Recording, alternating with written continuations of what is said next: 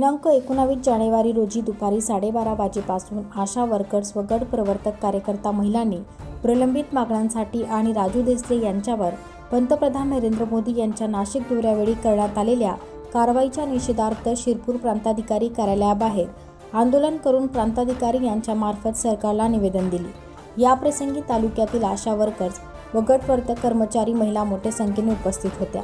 याबाबत आशा व गट प्रवर्तक कर्मचारी संघटनेच्या तालुका पदाधिकारी महिलांनी प्रलंबित मागण्यांसंदर्भात सविस्तर माहिती दिली।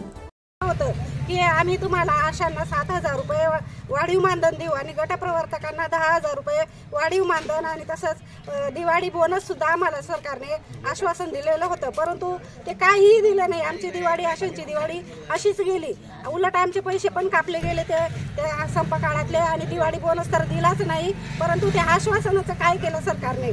आमचं आश्वासन पूर्ण करायला पाहिजे होतं। आजपर्यंत कुठल्याही प्रकारचा शासन निर्णय निघालेला नाहीये। तो शासन निर्णय का काढत नाहीये सरकार? का आमचं आशांचं काम काही लक्षात नाही बसत आहे का? आशाने तर खूप कौतुक केलं होतं सरकारने, मोदी सरकारने, की आशा खूप चांगलं काम करत आहे। मग आज त्यांच्या मागण्या का मान्य करत नाहीये?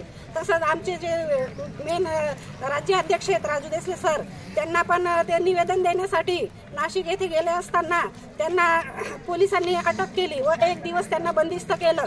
तर त्या आशांच्या न्यायासाठी ते लढत असताना त्यांना पण बंदिस्त केल्यामुळे आम्ही हे आंदोलन करीत आहोत। तसंच आमचा GR लवकर निघावा, शासनाने आमचा GR लवकर काढावा म्हणून आम्ही हे आंदोलन करीत आहोत।